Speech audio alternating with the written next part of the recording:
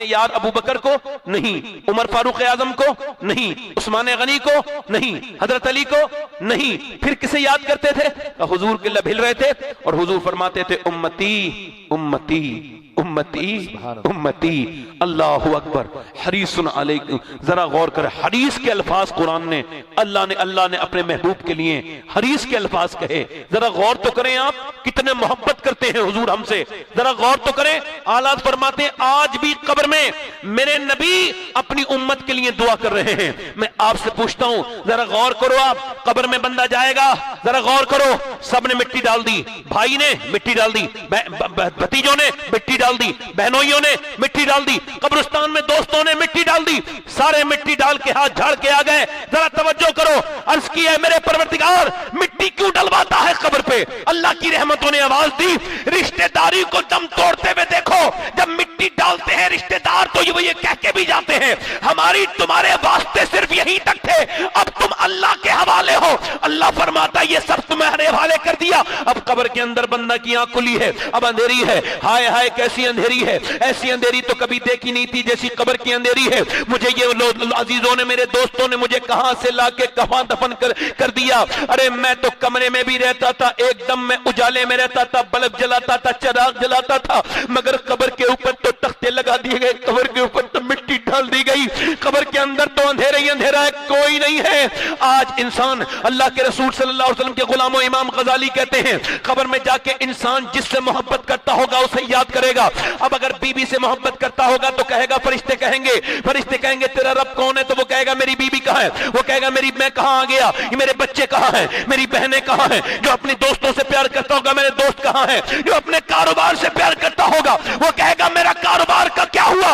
मगर सुनो, वहां कारोबार नहीं है, वहां दोस्त नहीं है, वहां बीबी नहीं है, वहां बच्चे नहीं है। तो जिन्हें कब्र के बाहर रहना है उन्हें दिल के बाहर रखो, और जिसे कब्र के अंदर रहना है उसे दिल के अंदर रखो। वहां बीबी नहीं है, वहां रिश्तेदार नहीं है, कारोबार नहीं है, मगर आमना का लाल कब्र के अंदर मौजूद होगा। अगर तूने नबी से मोहब्बत की होगी, फरिश्ते पूछेंगे ये कौन है? अगर तू आशिक रसूल होगा तो मचल के कहेगा ये मेरे नबी है, ये मेरे मुस्तफा है, इनके लिए तो मैं रातों में रोता था, इन पे तो मेरी जान कुर्बान थी, यही तो मेरे सरकार है। मेरे नबी जब तेरी कब्र में मुस्कुराएंगे तो मेरा इमाम बरेली से कहता है कब्र में लहराएंगे ताहशर चश्मे नूर के जलवा फरमा होगी जब तलात रसूल।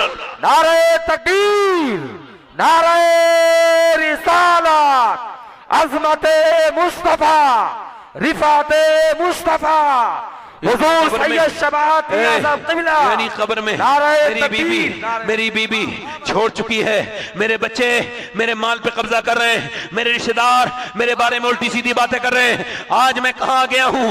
आज मैं कब्र के अंदर आया हूं। ये एक अंधेरी कब्र है, यहां मेरा कोई नहीं है, मगर आज मेरे रिश्तेदार मुझे छोड़ के चले गए। अब मैं, अगर सुनो, मैं कैसी तन्हाई में पहुंचा, मगर या अल्लाह तेरा शुक्र था, तूने कहा था मेरे हबीब से मोहब्बत करो, मैं तेरे नबी से मोहब्बत करके आया। जब कब्र में पहुंचा तो जीते जी तो मैं उन्हें जान ना पाया, मगर जब मेरी जान गई मैं उन्हें जान गया। बेशक, जिंदाबाद जिंदाबाद। जब मेरी जान गई, जब मेरी जान गई, बोलो जब मेरी जान गई। यानी मोहब्बत के लायक अल्लाह है, उसका रसूल है, सब मगर ये मोहब्बतें मिलेंगी कहां से?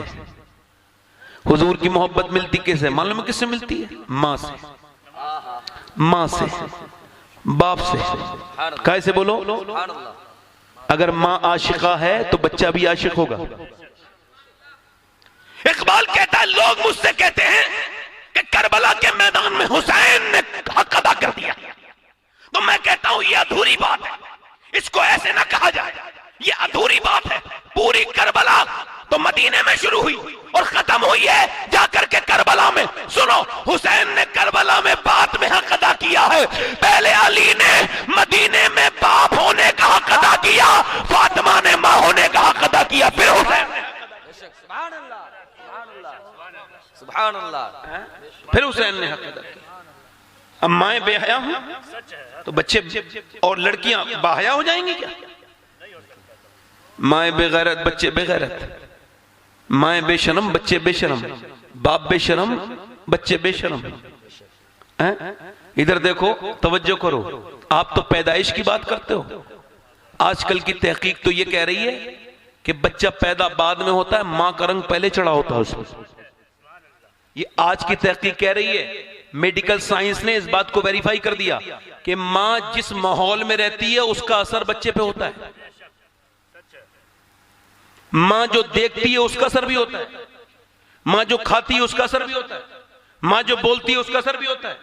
हार्वर्ड यूनिवर्सिटी ने रिसर्च किया कि बच्चे जो मां के पेट से पगले पैदा होते हैं, पागल, मेंटली डिस्टर्ब, ये माजूर, ये कौन बच्चे होते हैं? उन्होंने 27 साल रिसर्च करके पता लगाया 80% बच्चे मां के पेट में थे, बाप ने अपनी बीवी को मारा, उसको खबर नहीं थी कि ये प्रेग्नेंट है, जाहिल ने गुस्से में मार दिया, मारा तो मां को असर बच्चे पे हो गया पेट के। उस जाहिल को ये पता ही नहीं था मैं अपने बच्चे पे जुल्म कर बैठा।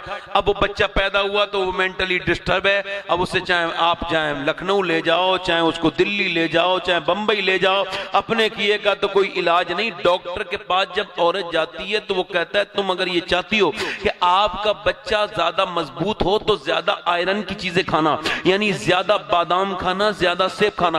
अगर आप ये चाहती हो आपका बच्चा ज्यादा ताकतवर पैदा हो और विटामिन डी उसके अंदर, तो धूप में कम से कम 1 घंटा बैठना। तुम प्रेग्नेंट हो, 1 घंटा कम से कम धूप में, इससे कम मत बैठना। और ज्यादा अमरूद खाना, विटामिन जितने तुम्हारे अंदर होंगे विटामिन डी उतना ही बच्चा तुम्हारा मजबूत होगा। और विटामिन सी ये जरूरी है, इसके लिए नींबू का इस्तेमाल करना, संतरे का इस्तेमाल करना। अब मुझे बताओ, अल्लाह का बनाया हुआ फल, अल्लाह का बनाया हुआ सेब, संतरा, अनार, अमरूद अगर मां खाए तो बच्चे पे असर हो जाए, तो क्या अल्लाह का कुरान मां पढ़ेगी तो बच्चे पे असर नहीं होगा? जिंदाबाद जिंदाबाद, बिल्कुल असर होगा। अरे बोलो, होगा कि नहीं होगा? बच्चे पे असर होगा, होगा कि नहीं? मां ने जो किया, मां कमजोर तो बच्चा भी कमजोर पैदा होता है, मां ताकतवर तो बच्चा भी ताकतवर, मां बीमार तो बच्चा भी बीमार। पानीपत में एक बच्चा पैदा हुआ, करनाल पानीपत, दिल्ली से 80 किलोमीटर दूर, बच्चा रोने लगा। 1 दिन 2 दिन ऐसी बीमारी, रोने की, ठीक ही नहीं हुआ। 10 डॉक्टरों को दिखा दिया, 1 महीना हो गया रोते रोते। 1 महीना जब गुजर गया तो उधर से फखरुद्दीन बहाउद्दीन जकरिया मुल्तानी के दामाद गुजर रहे थे, तो कहा ये बच्चा रोकर, जो बच्चा रो रहा है ना, हाँ अल्लाह के वली थे, लेकिन ये जो बच्चा रो रहा है ये रो नहीं रहा है, अल्लाह को याद कर रहा है, हमद बयान कर रहा है। लोगों ने कहा हुजूर कैसे? कहा पहुंचे, घर पहुंचे, कोई है? बाप निकल के आए, ये आपका बच्चा रो रहा है? कहा ये अल्लाह का वली है। कहा आपका दिमाग ठीक है? न सोया न सोने दिया है, नींद हराम कर दी मेरी, रोज इधर उधर डॉक्टर को दिखा के ला रहा हूं, आप कह रहे हैं ये वली है? कहा मेरी गोद में ला के दो। गोद में ला के दिया, एक कान में कुछ पड़ा, दूसरे में कुछ पड़ा, बच्चा हो गया खामोश। कहने लगे साहब आपने क्या पढ़ के फूंक दिया? बड़ी बड़ी दवाइयों से ठीक नहीं हुआ, आप कौन है बताएं? अब बाद में बताऊंगा, पहले ये बताओ क्या इसकी मां कुरान की हाफिज है? हाँ। कहा तो जब ये अपने मां के पेट में था ना, तो सुनो, इसकी मां ने इतना कुरान पढ़ा, उठते बैठते चलते फिरते खाते पीते रोटी बनाते खाना बनाते चक्की चलाते झाड़ू लगाते ऐसा कुरान पढ़ पढ़ के रोती थी कि बच्चे की रूह की आदत पड़ गई कुरान सुनने की। बच्चा मां के पेट में कुरान का आदी हो गया। जब बच्चा पैदा हुआ तो मां जचगी में चली गई, कुरान उसने पढ़ा नहीं। 1 महीने से बच्चे को कुरान सुनने की लगी थी, तुम उसे दवाइयां सुना खिला रहे थे, मैंने उसे एक कान में 1 आयत पढ़ी, दूसरे में दूसरी पढ़ी, बच्चा खामोश हो गया। उसी बच्चे का नाम शरफुद्दीन बू अली शाह कलंदर पानीपति। सुभान अल्लाह, सुभान अल्लाह, जिंदाबाद जिंदाबाद, सुभान अल्लाह, सुभान अल्लाह। ऐसे माएं होती हैं। बेशक बेशक। अब अपनी बीवियों को ले आए, उनको बना लिया आपने, तो गाना घर में चल रहा है, घर में टीवी चल रही है, घर में फिल्म चल रही है, तो बच्चा भी वही सब असर लेके पैदा होगा ना। ये जितने खड़े होकर पेशाब करते हैं, गाने सुनते हैं कानों में लीड लगा के, इनकी माओं से पूछ लो जब ये पेट में थे तो फिल्में देखी थी कि नहीं देखी थी? मां का ही तो असर होता है, मां जैसी तो बच्चा भी वैसा ही। 5 बच्चे अच्छे नंबरों से पास हुए लाहौर में, 150 साल पहले की बात है तकरीबन। बच्चे पास हुए अच्छे नंबरों से, तो उन्होंने कहा हम आपको पढ़ाएंगे। बोलो क्या? गरीबों बच्चे थे, गरीबों के बच्चे थे, क्या पढ़ना चाहते हो? तो एक बच्चा बोला मैं इंजीनियर बनना चाहता हूं, एक ने कहा मैं डॉक्टर बनना चाहता हूं, एक ने कहा पुलिस में बनना चाहता हूं। सबने अपने अपने ख्वाब बताए, अपना अपना मुस्तकबिल, अपना फ्यूचर प्लान किया और बताया कि मैं ये बनना चाहता हूं। 5वां बच्चा जब जो सबसे खूबसूरत था, सबसे गैर मामूली था, वो खड़ा था, वो बोला ही नहीं। कहा क्या बनना चाहते हो? बोले ही नहीं। मास्टर बोला बेटे हम तुमसे पूछ रहे हैं, सबने बता दिया, आप क्या बनना चाहते हो? वो रोक के बोला मैं सिहाबी रसूल बनना चाहता हूं। जिंदाबाद, सुभान अल्लाह, सुभान अल्लाह। तो मास्टर ने सीने से लगा के पूछा, बेटे सब तो मजाक उड़ाने लगे, एक मास्टर समझदार था, सीने लगा, मेरे बेटे ऐसी बात क्यों करते हो, सिहाबी रसूल क्यों? कहने लगे मेरी अम्मी ना जब से मैंने होश संभाला मुझे रोज अबू बकर सिद्दीक की बातें सुनाती है, उमर फारूक आजम की बातें सुनाती है, रोज बिलाल हबशी की बातें सुनाती है, मौला अली की।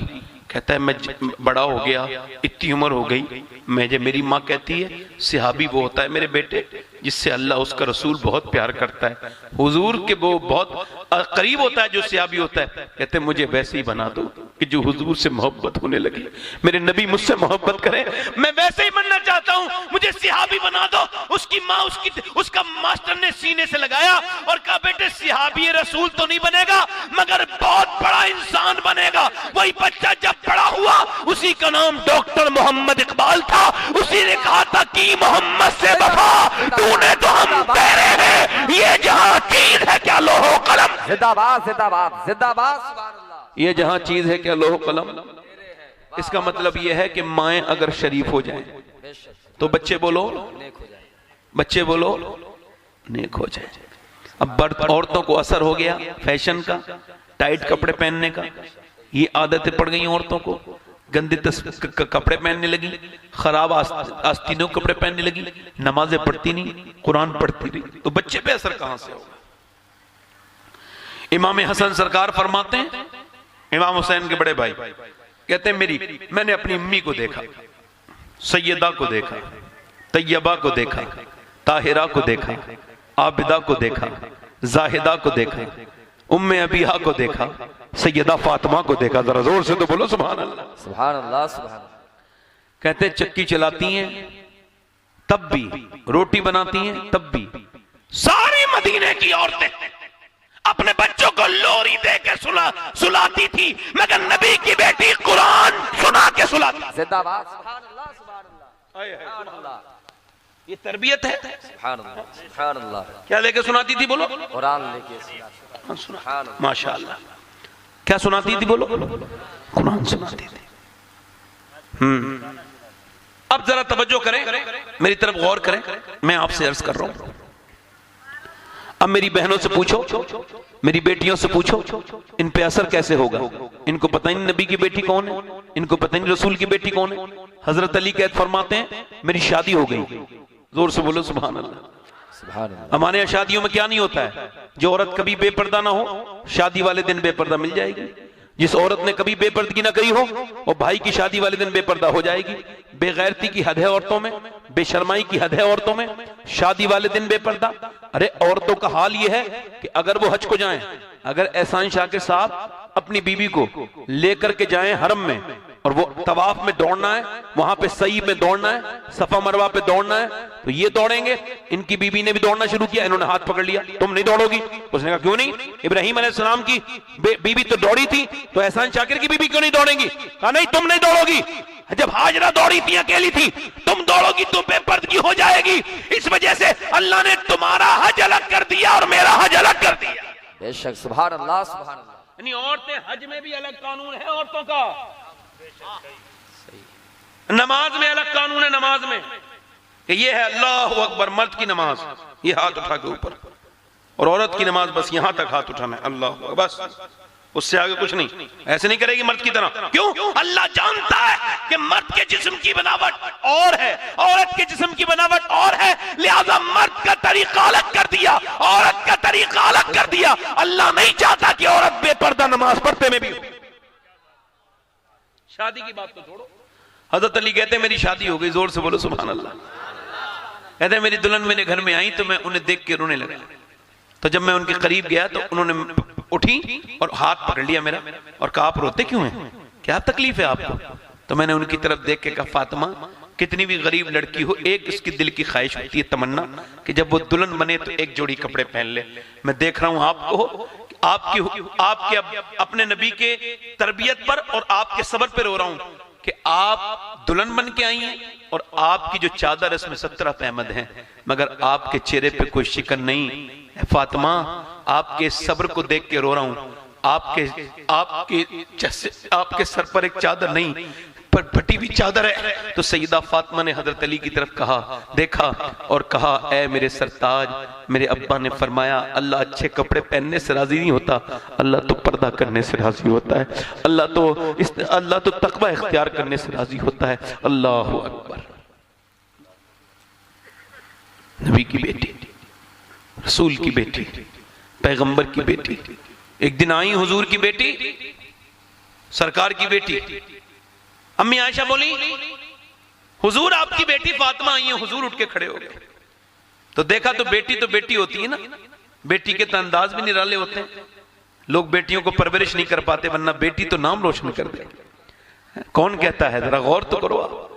ये देखो ऐसे करके उन्होंने, सैयदा खातून जन्नत ने अपनी चादर ऐसे करके बांध ली है, ऐसे करके बंधी हुई चादर है और चादर ऐसे बंधी हुई है। हुजूर के पास आई, हुजूर उठ के खड़े हुए, अपनी बेटी के पेशानी को चूमा, अपनी बेटी को सूंघा और कहा, फातिमा मेरी बेटी, तुझ में से जन्नत की खुशबू आती है, ऐसे क्यों आई हो मेरी फातिमा? तो ऐसे चादर खोली, रोटी निकाली, अब्बा ये रोटी लाई हूं।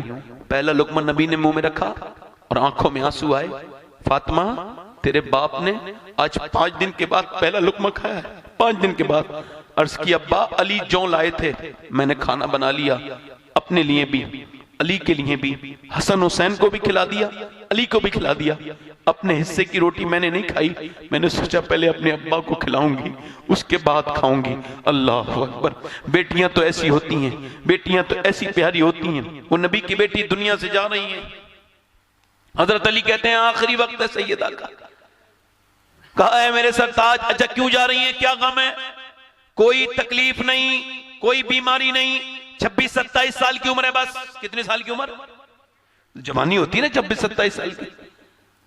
जिसका एक बेटा हसन हो, जिसका एक बेटा हुसैन हो, जिसकी बेटी ज़ैनब हो, जिसका शौहर अली हो, उसे जीना नहीं चाहिए मदीने में? मगर नहीं, अपने अब्बा के बाद मुस्कुराई नहीं। ऐसा गम हुआ हुजूर का, नबी की बेटी को ऐसा गम हुआ, हुजूर ने फरमाया फातिमा जो तुझसे मोहब्बत करेगा अल्लाह उसे भी जन्नत अता करेगा। जरा जोर से बोलो सुभान अल्लाह, सुभान अल्लाह, सुभान अल्लाह, सुभान अल्लाह। क्या गम है हुजूर की बेटी को? कोई, बस अपने अब्बा का गम है, मुस्कुराई नहीं। आखिरी वक्त है सैयदा फातिमा ज़हरा का। हजरत अली से कहने लगी मैंने सारे काम करके मैंने तैयार कर दिए। ये कौन नबी की बेटी है? एक सजदा करती थी और कहती थी मालिक, सुबह हो जाती थी एक सजदे में, कहती थी मालिक कोई ऐसी रात तो बना दे कि फातिमा दिल खोल के इबादत कर ले। 17 दिन के फाके करके ये इबादत करने वाली दुनिया से जा रही है। हजरत अली से कहने लगी मैंने सारे काम कर दिए, बच्चों को भी सजाया संवार दिया, मेरे हसन हुसैन के कपड़े धो दिए, मेरे बेटों का ख्याल रखना, आप दूसरा निकाह कर लेना, मगर मेरे हसन का, मेरे हुसैन का, मेरी ज़ैनब का ख्याल रखना। और उसके बाद नबी की बेटी जब रोई तो अस्मा बिन्ते उमैस आगे बढ़ी, कहने लगी नबी की बेटी को मौत का डर है? कहा नहीं नहीं, मौत का डर नहीं। कहा फिर? कहा जीते जी तो मैंने पर्दा कर लिया है, इंतकाल के बाद जब लोग जनाजा लेके चलते हैं तो मैयत हिलती है, और जब मैयत हिलती है, जब मैयत हिलती है तो जब कांधा बदलते हैं तो पता चल जाता है मैयत मोटी है या पतली है। तो मैं सोच रही हूँ जीते जी तो पर्दा किया है, कहीं मेरा जब जनाजा निकले फातिमा का तो किसी को ये न पता चल जाए कि मोहम्मद की बेटी कितनी मोटी थी, कितनी पतली थी। हजरत अली रो दिए, अजीम बाप की अजीम बेटी क्या कह रही है, इंतकाल के बाद जब मैं निकलूं न पता चले। आज औरतों ने पूरी दुनिया को बर्बादी की तरफ ला दिया। उन्होंने बेकार जिस्म पे कपड़े अपने चीथड़े लगाने, क्या जवाब देंगी कल कयामत के दिन? नबी की बेटी को क्या जवाब देंगी? रसूल की बेटी को क्या जवाब देंगी? हजरत अली कहते हैं ये कह करके अस्मा ने कहा हम आपका जनाजा ढक के लेके जाएंगे, ढक के। उससे पहले ढक का जनाजा किसी का नहीं गया, पहला सैयदा फातिमा का जनाजा ढक के गया, ढक के लेके जाएंगे। नबी की बेटी ने जब पर्दा किया, अल्लाह अकबर, नबी की बेटी के हाथ पर जख्म थे, नबी की बेटी के हाथों पर चक्की चलाने की वजह से ठेटे पड़ी थी। अल्लाह अकबर, ये कौन नबी की बेटी जा रही है, ये कौन फातिमा जा रही है? जब ये आती है तो हुजूर उठ के खड़े हो जाते हैं, उठ के खड़े हो जाते हैं। हालांकि उलमा इस हदीस को बयान करते हैं, मगर कभी किसी ने नहीं कहा कि बेटी के लिए उठ के खड़े हो जाना सुन्नत है। उनको पता है कि नबी अपनी बेटी को उठ के खड़े होते थे और नबी अपनी बेटी के लिए अपनी मसनद पे बिठालते थे और दुनिया को ये बताते थे कि कयामत तक के लिए औरतों के लिए जो नमूना है वो मेरी बेटी फातिमा है। अब जो फातिमा के पीछे चलेगा वो कामयाब हो जाएगा, जो फातिमा को जो फॉलो करेगी औरत वो कामयाब हो जाएगी। उस औरत को बर्बादी से कोई बचा नहीं सकता जो सैयदा को छोड़ दे, और उसे दुनिया की कोई ताकत बर्बाद कर नहीं सकती जिसके दिल में फातिमा तो ज़हरा। सुभान अल्लाह, सुभान अल्लाह, जिंदाबाद जिंदाबाद, सुभान अल्लाह, सुभान अल्लाह। अपनी जिंदगियों में दिल लग रहा है, आप लोगों को नहीं लग रहा है? मैं आपसे यही अर्ज कर रहा हूं, 1 घंटा मुझे उससे हो गया ज्यादा, अब थोड़ी देर 10-15 मिनट और सुन लीजिए। दिल लगा के बोलिए सुभान अल्लाह, ठीक है? दिल लगा के बोलिए सुभान अल्लाह। मैं ये अर्ज कर रहा था, अच्छा माओ ने अच्छी तरबियत दी, माएँ थी ऐसी, अल्हम्दुलिल्लाह। ऐसी माओं को अभी ऐसी माएँ को काल नहीं पड़ा, ऐसी माएँ दुनिया में हैं अल्हम्दुलिल्लाह, और पहले भी थी। एक बदायूं से हिजरत करके, एक माँ बदायूं से हिजरत करके दिल्ली गई, और जब दिल्ली वो गई तो उसका एक बच्चा था, यतीम था, वो बेवा थी। वो रात को रो रही थी, अपने एक छोटे से कमरे में बैठ के रो रही थी। अब जब वो रोई तो उसका बच्चे ने देखा अम्मा रो रही है, आंख खुल गई। 8 साल का बच्चा डर गया, सहम गया, आगे बढ़ के अम्मी से चिपट के रोने लगा। अम्मी ने सलाम फेरा, का क्यों रोती है अम्मी? कहने लगे बेटे अभी हाथ पे मेरे छिपकली चढ़ गई थी तो मैंने सोचा आज तो हटा रही हूँ, कल जब कीड़े मेरे आएंगे, जब मुर्दा रखा जाता है कब्र में तो कीड़े आते हैं, कीड़े सूंघ सूंघ के इंसान की तरफ आते हैं, कोई नाक में चढ़ता है, कोई मुंह में चढ़ता है, कोई नाक से निकल के मुंह में चढ़ जाता है। मैं सोच रही हूँ आज कीड़ा हटा दिया, आज छिपकली हटा दी, कल क्या होगा? बस उस कब्री अंधेरी कब्र से डर गई हूँ मेरे बेटे। एकदम बेटा भी रोने लगा, अम्मा आप तो बहुत बड़ी हैं, मैं तो बहुत छोटा हूं, अगर मैं मर गया तो क्या होगा? माँ बोली सजदे में चला जा, अल्लाह बचाएगा कब्र के अजाब से। सजदे में जाके बच्चा रोया तो माँ भी फिर सजदे में चली गई और रो के बोली मालिक यहाँ तक लाना मेरा काम था, कबूल करना मेरा तेरा काम है मालिक। मैं एक बेवा औरत हूँ, मेरा यतीम बच्चा है, इसको कबूल कर ले। कभी अपने बच्चों के साथ नमाज पढ़ के देखो, कभी पढ़ा करो बच्चों के साथ, कभी अपने बच्चों को खड़े करके अपने साथ नमाज पढ़वाया करो। जब ये छोटे हो ना 5 साल से कम उम्र के, तभी मान लेंगे बात 6 साल के, इनके साथ नमाज पढ़ा करो। आपको बताऊं एक रात में एक दिन मैं अपने घर में नमाज पढ़ रहा था तो मेरा छोटा वाला बेटा 2.5 साल का, वो भी टोपी ओपी लगा के खड़ा हो गया। जब वो सजदे में गिरा तो मेरी भी आंखों से आंसू आ गए। मैं क्या मेरे मालिक इस बच्चे को कबूल फरमा ले। जब बच्चा बाप के सामने नमाज पढ़ेगा, बाप को नमाज जैसा पढ़ता देखेगा वैसे ही वो पढ़ेगा, जो करता देखेगा वही करेगा। याद रखो अपने बच्चों को जहन्नम से बचाओ। ये तुम्हारे बच्चे जहन्नम की तरफ जा रहे हैं। 10-10 साल के बच्चों के हाथ में गंदे मोबाइल हैं, तुम्हारे बच्चे नमाज नहीं पढ़ते। आप अब तक नमाज नहीं पढ़े हो तो हाथ जोड़ रहा हूं, अब नमाज शुरू कर दो, क्योंकि तब आप नमाज नहीं पढ़ोगे ना नौजवानों, तुम्हारी नस्लें भी नमाज नहीं पढ़ेंगी। और जो अपने माँ बाप अपने रब का फरमाबरदार नहीं होता, उसकी औलाद भी उसकी फरमाबरदार नहीं होती। ये बात याद रख लेना। वो औरत रोती रही, उसके बाद उसकी बुढ़ापा आ गया, वो औरत दुनिया से चली गई, रुखसत हो गई, इंतकाल कर गई। उसके बाद उसके बेटे का रंग दिल्ली पे चढ़ गया, उसका भी इंतकाल हो गया। मगर उसके बेटे को भी कहे 700 साल हो गए तकरीबन, उसकी मां भी चली गई। रानियों महारानियों राजाओं महाराजाओं की बीबियां और मियां मुगलों की शहजादियों की कब्रों के निशान मिट गए, दिल्ली में ढूंढने पर भी नहीं मिलेगा। मगर जो रात को रोती थी उसका मजार 3 बीघा जमीन में है, उसका वो कमरा जहां वो नमाज पढ़ती थी 700 साल से वैसे ही सलामत है। लोग उसकी जियारत के लिए जाते हैं। उसके मजार पे हर हफ्ते बुध के दिन मेला लगता है। उस मां का नाम सैयदा जुलेखा अल-मारूफ मई साहिबा है और करीब में उसके बेटे का मजार है। मां के मजार में हफ्ते में मेला लगता है, बेटे के मजार पे रोज मेला लगता है। उसके बेटे का नाम निजामुद्दीन महबूब इलाही है। नारे तकबीर, नारे रिसालत, उलमाए अहले सुन्नत, इस्लाहे मुआशरा कॉन्फ्रेंस, नारे तकबीर, नारे रिसालत। अब मुझे आपसे मैं अर्ज करता हूं मेरे भाइयों मेरे दोस्तों, अगर माँ ये समझे, माँ ये चाहे कि मेरा बेटा अगर नमाजी बन जाए तो बिल्कुल बन सकता है। माँ अगर चॉकलेट का लालच दे, मगर अगर माँ उसे मोबाइल में लगा के छोड़ दे या इसमें, तो कैसे नमाजी बनेगा? इधर देखो भाई, इधर देख लो। अब औरतों को शऊर ही नहीं, तमीज ही नहीं, तो कैसे उनके बच्चे बदलेंगे? मैं आपसे अर्ज करता हूं मेरे दोस्तों, अपनी औरतों को और खुद भी अपने आप भी नेक बन जाओ, बच्चे नेक बन जाएंगे।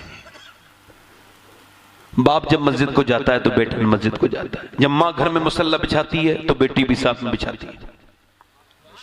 बोलो है बात के नहीं है ना?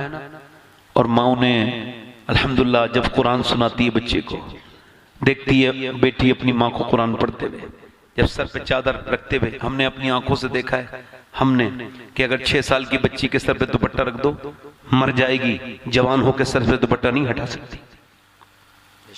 अगर बचपन में न रखोगे तो बड़े होकर रख नहीं सकते। मरते हुए देखा है हमने, मगर पर्दे छोड़ते हुए नहीं देखा। पर्दे में देखा हमने, बापर्दा देखा, बेपर्दा नहीं देखा। हमने मरती भी औरतें देखी। मैंने अपने खानदान में एक जवान औरत को इंतकाल करते देखा था और तबीयत खराब हो गई थी, 33 साल की उम्र तकरीबन। मौत के वक्त में मैंने देखा, बचपन में पर्दा रख दो ना तो आदत पड़ जाती ना। तो अब क्या हुआ कि जब उसकी रूह निकलने वाली थी, डॉक्टर एकदम आया भागता हुआ। उसने डॉक्टर को आते देखा, उसने अपना दुपट्टा हटाया। हालांकि 2-3 सेकंड रह गए थे रूह निकलने में। अपना दुपट्टा हटाया, ऊपर तक ले पाई थी, वहीं पे गिर गया दुपट्टा। पर्दा करते करते दुनिया से चली गई और दुनिया को यह बता गई कि अगर बचपन में पर्दा करा दिया जाए तो रूह निकलती है मगर हया नहीं निकलती। ये बातें मैं आपको क्यों बता रहा हूं? इसी वजह से कि अगर एक भी अमल कर ले तो बड़ी बात हो जाए। अपनी बहनों को, अपनी बेटियों को, खुद भी नमाजी बनो, परहेजगारी हासिल करो। अब आखिरी बात और कर रहा हूं, देखो मौत आनी है सबको, आपको भी मुझे भी, किसी को नहीं छोड़ेगी। न तकरीर करने वाला बचेगा, न सुनने वाले बचेंगे। अफसोस यह है कि न जलसा कराने वाले बचेंगे, न जलसे में आने वाले बचेंगे। अफसोस यह है कि जो इसको सीरियस नहीं ले रहे हैं वो भी मरेंगे, जो सीरियस ले रहे हैं वो भी मरेंगे, और जो नहीं ले रहे हैं वो भी मरेंगे। मगर मौला अली फरमाते हैं जो मौत को याद करता रहेगा मौत उस पर आसान होकर आएगी, सख्त नहीं आएगी। वरना जो याद नहीं करता उसके लिए तो अचानक ही होगी ना, उसने कभी याद नहीं किया था। अम्मा आयशा फरमाती हैं, मैंने अर्ज की या रसूलल्लाह, कोई ऐसा भी है जो शहीद नहीं भी होगा फिर भी शहीदों के साथ उठेगा? फरमाया हाँ, मेरी उम्मत का वो शख्स जो अपनी मौत को कसरत से याद करेगा। वो शहीद अगर नहीं भी होगा तो भी शहीदों के साथ उठाया जाएगा। मौत करीब आ रही है, तौबा कर लो, उससे मालिक से कहो माफ कर दे। कभी वीडियो पे गंदी फिल्म देखने का दिल करे तो पोस्टमार्टम देख लिया करो मर्दों का। कभी गंदी तस्वीर देखने का दिल करे तो लोगों का पोस्टमार्टम देख लो, कैसे पोस्टमार्टम होते हैं। हमने तो देखे हैं, आपने नहीं देखे हो। मैंने एक मर्तबा पोस्टमार्टम हाउस गया था, तब से लेके 1-1.5 हफ्ते तक मैं अजीब सी कैफियत में रहा था। ऐसी लाशें पड़ी थी, मरे हुए लोग, हो तकब्बुर करने वाले, गुरूर करने वाले, बड़ी बड़ी बातें करने वाले, अब पड़े थे। मर्डर हो गए, ये हो गया, वो हो गया, एक्सीडेंट हो गया, ये हो गया। अब उनकी लाशें बोले हम कल जो है इसको चीरेंगे। अब वो शराब पीते हैं और वो चीरते हैं तो अब पहले तो वो उसमें कुल्हाड़ी से मारते, कुल्हाड़ी से फाड़ते हैं। अब ऐसा नहीं है, अब कुल्हाड़ी उल्हाड़ी काम नहीं है, अब उनके पास ग्लेंडर है, ग्लेंडर लकड़ी जो जिससे चीरते हैं वही ग्लेंडर लगाते हैं, कर कर कर कर पूरा यहाँ से फाड़ देंगे और फाड़ने के बाद पूरा खोल देंगे और फिर अंदर से जो भी चीजें निकालनी होंगी उनको निकालेंगे और फिर मोटे मोटे स्टिक लगाएंगे, तेज तेज टांके लगा के और रख देंगे काली पन्नी में डाल के। सोचो, हुजूर फरमाते हैं कि मुर्दे का हाथ पकड़ा जाता है तो मुर्दा कहता है आराम से उठा, तेरे उठाने से बड़ी तकलीफ होती है, तेरे उठाने से, हाथ उठाने से तकलीफ होती है। जरा और तो करो, दुआ किया करो। मैं तो दुआ करता हूँ, या अल्लाह दिन रात सफर में रहता हूँ, मालिक पोस्टमार्टम वाली मौत से बचवा लेना। आमीन। पोस्टमार्टम वाली मौत से बहुत सख्त है, मौत बहुत सख्त। हुजूर फरमाते हैं देगों में उबालने से ज्यादा सख्त है। हाँ, सबको आनी है, सबका मर गए। जगह जी लगाने की दुनिया नहीं है, ये इबरत की जा है, तमाशा नहीं है। न अमीर को छोड़े, न फकीर को छोड़े, न जाहिल को छोड़े, न आलिम को छोड़े, न पीर को छोड़े, न मुरीद को छोड़े, ये सबको आके रहेगी। कोई किसी का काम नहीं आता, कोई किसी से मोहब्बत नहीं करता, सब ये दुनिया है, इससे अपना दामन छुड़ाओ। मेरे दोस्तों, मेरे भाइयों, मूसा अलैहि सलाम के जमाने में एक औरत एक मर्द के पास आई और कहने लगी मुझे कुछ अल्लाह के नाम पे दे दे, मेरे बच्चे भूखे। उसने कहा मैं औरतों को पसंद करता हूं, औरतों का शौकीन हूं, तू रात मेरे पास गुजार दे, मैं तुझे दे दूंगा। वो चली गई वापस, मैं अपना जिस्म नहीं बेचूंगी। वापस फिर आई मजबूरी में, कहने लगी मेरे बच्चे भूखे हैं और अब वो इतने भूखे हैं कि बेहोश होकर गिरने लगे। मैं चूंकि मां हूं तो मुझे कुछ खाने को दे दे, मैं रात में आ जाऊंगी, जो तेरा दिल चाहे वो कर लेना। उसने कहा ठीक है। उसने उसे कुछ दे दिया और वो रात को उसके पास आई। जब वो रात को जब उसके पास आई अंधेरे कमरे में, तो उसने उसका हाथ ऐसे करके पकड़ा। जब हाथ पकड़ने लगा तो वो कांपने लगी, पसीने आ गए और वो रोई। क्यों रोती है? पैसे नहीं दिए, मेरी रात खराब कर रही है, मैं तो मेरी रात खराब कर रही है। उसने कहा पैसे सब कुछ नहीं होते। कहा किससे डर रही है? तो रो के बोली जिस अल्लाह को सजदा करती हूँ तो वो सजदे करते वक्त भी देखता है, और जब मैं अपना जिस्म बेच रही हूँ तब भी अल्लाह मुझे देख रहा है। मैं उससे यही कह रही हूँ मालिक, अगर मैं मां ना होती और मेरे बच्चे भूखे ना होते, ममता परेशान ना करती, तो कभी ये बुरा काम ना करती। मेरे मालिक मुझे माफ कर देना। कितना बुरा है ये जिना, कितना बेकार काम है ये जिना। जिना कितनी बुरी, कितनी बेहयाई है। अल्लाह फरमाता जिना के करीब तक न जाओ। कितनी गंदी चीज है ये जिना। इंसान का ईमान उसके पास से निकल जाता है जब इंसान जिना करता है। अलग खड़ा हो जाए, ईमान उसके पास से निकल जाता है। ईमान, और जरा गौर तो करो जिना कितनी बुरी चीज है। अल्लाह के रसूल फरमाते हैं, हदीस कुदसी है, अल्लाह फरमाता है महबूब अगर मैं जिना करने वाले को माफ भी कर दूं, उसे जन्नत भी दे दूं, तो जन्नत में अपना दीदार उसे नहीं कराऊंगा जिसने जिना किया होगा। ये कितना बुरा काम है। वो रो के कांपने लगी, कहने लगी मैं बस अपने रब से कहती हूँ। ऐसी फूट के रोई, ऐसी रोई, उलमा लिखते हैं कि उसके रोने से उसका दिल धुल गया। बोला जा मैं तुझे अपनी बहन बनाता हूँ, जा तूने मेरी आंखें खोल दी। वो तो चली गई। वो सजदे में गिर के रो के बोला दहाड़े मार के, मालिक एक दिन आई थी हाथ तक नहीं लगाया, और मालिक और फिर इतनी रोई है, और मैं तो कितनी औरतों की इज्जतें लूट चुका हूँ, मैं कैसे लुटेरा हूँ, मैंने कितनी इज्जतें लूट ली, मुझे माफ कर दे मेरे रब, मुझ पर मेहरबानी कर दे, मेरी खताओं को माफ कर दे। अगर मेरा जैसा गुनहगार कोई नहीं तो तेरे जैसा करीम भी कोई नहीं। ऐसा रोया, रोते रोते रोते रोते बेहोश हो गया। जब होश में आया तो दरवाजा खुला हुआ था, सामने खूबसूरत शख्स खड़े थे। पूछा आप कौन? कहा मैं बाद में बताऊंगा, तेरा नाम क्या है? कहने लगा मेरा ये नाम है। कहा मैं अल्लाह का नबी मूसा हूं और अल्लाह ने तुझे सलाम कहा है। कहने लगा आप मुझसे ऐसी बात ना करें, कोई और होगा वो। मैं तो इस इलाके का सबसे गुनहगार इंसान हूं, मुझसे नफरत करते हैं लोग, मैं इज्जतें लूटता हूं, मैं बहुत गुनहगार हूं मूसा, आप गलत जगह आ गए। मूसा ने कहा नहीं, क्या तूने तौबा की है? कहा रात में रोया हूं। कितना रोया? कहा मेरे आंसू तो गिरे थे, मेरा पूरा घर भीग गया, पूरी रात रोया हूं। क्यों? पूरा वाकया बता के बोला एक औरत आई थी, उसके कदमों ने मेरी आंखें खोल दी, कितनी नेक थी वो, बस तभी रोया हूं। तो मूसा अलैहि सलाम ने कहा तू तो इतना रोया है। अल्लाह फरमाता है आदम की औलाद, ऐ मेरे बंदे तू बस इतना रो ले कि तेरी आंख का आंसू निकल के तेरे गाल तक आ जाए, मैं सारे गुनाह माफ कर दूंगा। 70 माओं से ज्यादा रहीम करीम। सुभान अल्लाह, सुभान अल्लाह। या अय्युहल इंसान मा गर्रक बिरब्बिकल करीम। आजा पलट जा मेरे भाई, तौबा कर ले, मौत आ जाएगी, तेरे आंसू को कोई कदर नहीं कर सकता। आंसू बेचेंगे ना तो एक टीन का पीपा बिक जाएगा, आंसू नहीं बिकेंगे। मगर अल्लाह फरमाता है मैं एक आंसू के बदले में जन्नत दे देता हूं, ऐसा महंगा खरीदार आंसू का। अल्लाह को 2 कतरे बड़े पसंद हैं। हुजूर ने फरमाया अल्लाह को 2 कतरे बड़े पसंद हैं। एक तो वो कतरा जो शहीद के खून से गिरता है अल्लाह की राह, और एक वो कतरा जो आंसुओं से गिरता है, आंखों से गिरता है जो अल्लाह के खौफ से। 2 कतरे अल्लाह को पसंद है। ये आंसू बहाओ, मजाक नहीं है दुनिया में आना। अल्लाह ने दुनिया बनाई है, फिर आखिरत की जिंदगी बड़ी जिंदगी है, दुनिया छोटी है। अपने रब से तौबा करो, अपने गुनाहों से तौबा कर लो। मेरी बहनों आप भी, मेरे भाइयों आप भी रोया करो, उससे तौबा किया करो। बताओ आप लोगों में कितने लोग ऐसे हैं जो हुजूर के नाम पे गर्दन कटा देंगे? दोनों हाथ उठा के बताएं। हुजूर के नाम पे गर्दन कटा देंगे? एक दूसरे की तरफ ना देखना, मुस्कुराना नहीं, नीचे हाथ कर लें। जो गर्दन कटा सकता है वो कुछ भी कर सकता है, ठीक है? आप में कितने लोग ऐसे हैं जो गर्दन भी कटा देंगे और आज से हुजूर के नाम पे पूरी दाढ़ी भी रखा लेंगे? इस महफिल में खड़े हो जाएं, खड़े हो जाएं बेटे, जो दाढ़ी रखाए हैं वो इधर आ जाएं। सुभान अल्लाह, सुभान अल्लाह। आइए हर नबी के दाढ़ी, हर वली के दाढ़ी। सुभान अल्लाह, सुभान अल्लाह। कोई और है हुजूर की सुन्नत रखाने वाला? दाढ़ी कटाना मुड़ाना एक बराबर है, एक मुश्त होनी चाहिए।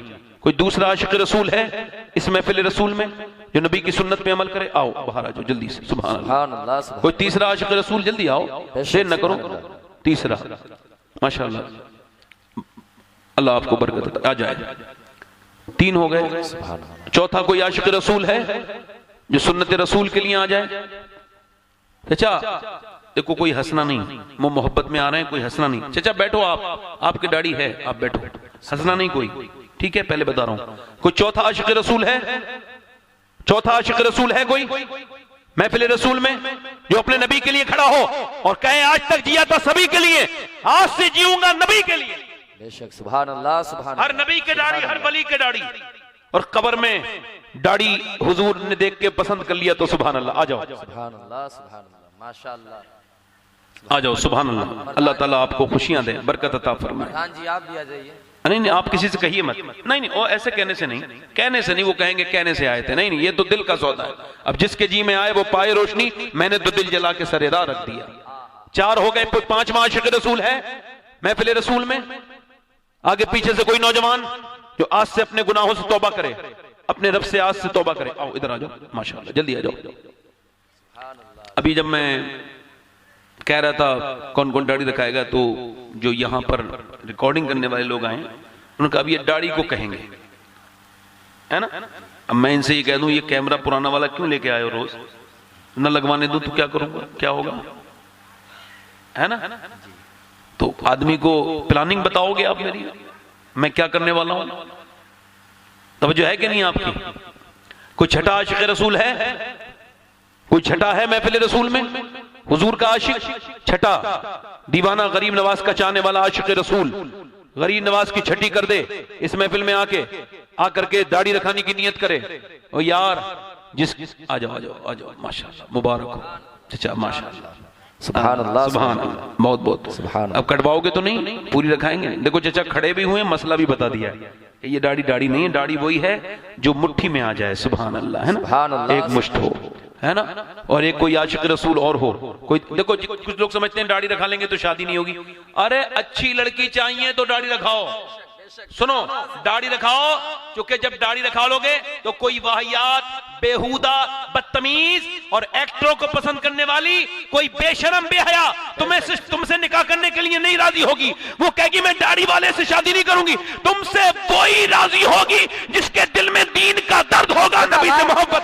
सुभान अल्लाह, सुभान अल्लाह, बेशक बेशक। ये कितने हो गए? 6 हो गए। कोई एक आशिक रसूल और हो, कोई एक आशिक रसूल दाढ़ी रखाने वाला और। बेटे बैठ जाओ, बैठ जाओ, बैठ जाओ, अब बैठ जाओ। आपकी खड़े रहो, रखाना दाढ़ी। किसी से ये लोग तुम्हारी मजाक उड़ा रहे हैं तो कभी इनकी मजाक को झुटला देना और इनको बताना कि हंसते तो गधे भी हैं मगर रोना इंसान की सिफत है।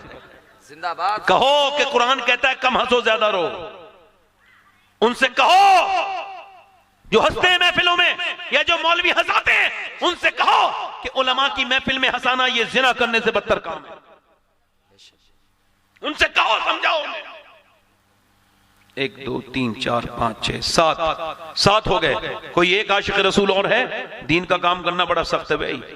सब्जी उब्जी बेचना का काम नहीं है ये दीन का काम है, इसे दिल से किया जाता है। सुभान अल्लाह, नारे तकबीर। बस एक कोई आशिक रसूल और हो। इधर से कोई है, इधर कोई आदमी है, इधर कोई है, एक और कोई। 100 शहीदों का सवाब है। हर नबी के दाढ़ी 100 शहीदों का सवाब है। सुभान अल्लाह, सुभान अल्लाह। हर नबी के दाढ़ी, हर वली के दाढ़ी। दाढ़ी वाजिब है, वाजिब, और इसका मुड़ाने वाला फासिक है, फासिक। कोई और आशिक रसूल है महफिल रसूल में? दीवाना हुजूर का, अपने नबी के लिए, अपने नबी की मोहब्बत के लिए खड़ा हो जाए और नबी की सुन्नत पर अमल करे। एक कोई आशिक रसूल और खड़ा हो जाए। कोई और दीवाना है? कोई है भाई? एक बारी और कहता हूं मैं, हो सकता है कोई उठना वाला हो और बार बार शैतान उसको रोक रहा हो। आ जाओ। आपके दाढ़ी है क्या पहले से? है लेकिन पूरी नहीं है। बैठ जाओ, बैठ जाओ। शरीयत की हुदूद में है तो ठीक है। कोई, मैं आपको पहले समझा रहा हूं कि जिसके दाढ़ी नहीं हो उसको उठा रहा हूं, इतना समझ लीजिए आप। बड़ा मुश्किल होता है भाई इस तरह की क्राउड में बात करना। एक आखिरी बात कर रहा हूं। एक कोई और आशिक रसूल और है? दीवाना है कोई सुन्नत रसूल के पाबंदी के लिए? इधर देखो, कब्र में जाओगे, इधर देखो। लोग ये समझते हैं दाढ़ी मुड़ा के फिर झूठ कैसे बोलेंगे। ओए बगैर दाढ़ी वाले का तो कोई यकीनी कोई नहीं, उसे तो कोई पूछता ही नहीं, उसकी कोई हैसियत नहीं, औकात नहीं। दाढ़ी वाले की औकात होती है। जब कोई दाढ़ी रखा के गुनाह करता है ना तो बंदा कहता है यार तू गुनाह क्यों कर रहा है, तेरी तो दाढ़ी है, मतलब तू तो आशिक रसूल है, तेरा गुनाह करना समझ नहीं आता। बगैर दाढ़ी के तो पहचान ही कोई नहीं, इधर का है या उधर का है, पता नहीं कौन सा वाला है, ये वाला है या ऊपर वाला, कौन सा कुछ पता नहीं। दाढ़ी तो सुन्नत रसूल है, शार इस्लाम है, इस्लाम की पहचान है। एक कोई और आशिक रसूल है? मोहब्बत से कह रहा हूं मेरे दोस्तों, अल्लाह तौफीक देने वाला है। कोई है एक और आशिक रसूल? चलो 7 हो गए, मेरे साथ को इंशाअल्लाह आप सबको इंशाअल्लाह वादा करते हैं आज के बाद पूरी दाढ़ी रखाएंगे, न कटाएंगे न मुड़ाएंगे। बैठ जाए माशाअल्लाह सुभान अल्लाह। देखो हुजूर की आंखों की ठंडक है नमाज। क्या है बोलो, जल्दी बोलो, जल्दी बोलो, क्या है ठंडा? आज से नमाज की नियत करना भाई, देखो इरादा करना, वादा नहीं करना, दोनों हाथ उठा के इरादा करो, नमाज पढ़ेंगे इंशाअल्लाह, अपनी बहन बेटी को पर्दा कराएंगे इंशाअल्लाह, मसलक के आला हजरत पे सख्ती से कायम रहेंगे इंशाअल्लाह। अल्लाह आपको शाद आबाद रखे, खुशियां दे। मेरी कोई बात बुरी लगी हो तो मुझे अपना नौकर समझ के माफ कर देना, मैं आपका खादिम था, बातें समझाना मेरा मतलब था। कोई बात मेरी बुरी लगी हो तो माफ करें, तौबा करें। अस्तगफिरुल्लाह रब्बी मिन कुल्लि ज़ंबिन व अतूबु इलैह। पढ़िए ला इलाहा इल्लल्लाहु मुहम्मदुर रसूलुल्लाह। मेरी जिंदगी का मकसद तेरे दी की सरफराजी, मैं इसीलिए मुसलमान, मैं इसीलिए नमाजी। इस्लाम जिंदाबाद, मसलके आला हजरत पाइंदाबाद। फ़क़द कान लकुम फ़ी रसूलिल्लाहि उस्वतुन हसना। सदक़ल्लाहुल अज़ीम। वमा अलैना इल्लल बलाग। अस्सलामु अलैकुम व रहमतुल्लाहि व बरकातुहू। सुभान अल्लाह।